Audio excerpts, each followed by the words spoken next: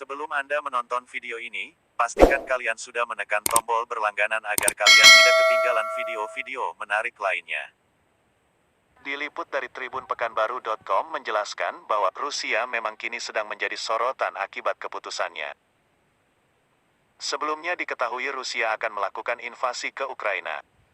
Bahkan Ukraina sampai mengatakan pihaknya sudah siap berperang dengan pasukan Putin di tengah konflik tersebut.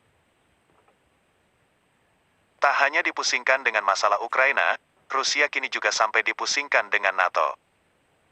Rusia mengatakan pada Senin, tanggal 13 Desember tahun 2021, bahwa pihaknya mungkin terpaksa akan mengerahkan rudal nuklir jarak menengah di Eropa.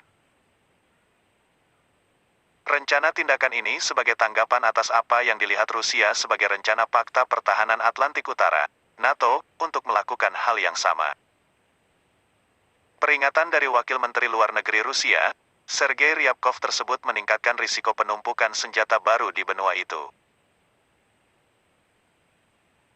Ini bisa menjadi ketegangan Timur Barat yang terburuk sejak Perang Dingin berakhir 3 dekade lalu. Ryabkov mengatakan Rusia akan dipaksa untuk bertindak jika Barat menolak untuk bergabung dengannya dalam moratorium kekuatan nuklir jarak menengah INF di Eropa. INF merupakan bagian dari paket jaminan keamanan yang tengah diupayakan untuk meredakan krisis di Ukraina. Ryabkov mengatakan kepada kantor berita Rusia RIA, kurangnya kemajuan menuju solusi politik dan diplomatik akan membuat Rusia menanggapi dengan cara militer, dengan teknologi militer.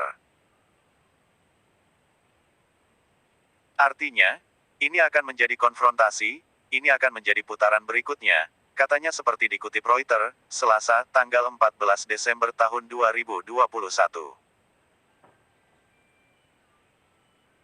Senjata nuklir jarak menengah yang memiliki jangkauan 500 hingga 5.500 km, 310 hingga 3.400 mil, dilarang di Eropa berdasarkan perjanjian 1987 antara pemimpin Soviet saat itu Mikhail Gorbachev dan Presiden AS Ronald Reagan.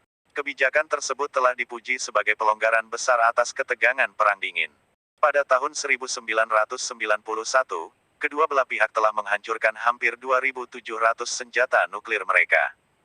Namun, Washington menarik diri dari fakta tersebut pada 2019 setelah mengeluh selama bertahun-tahun atas dugaan pelanggaran seputar pengembangan rudal jelajah yang diluncurkan Rusia. Moskow menyebut rudal itu sebagai 9M729 dan NATO menyebutnya sebagai Screwdriver atau obeng.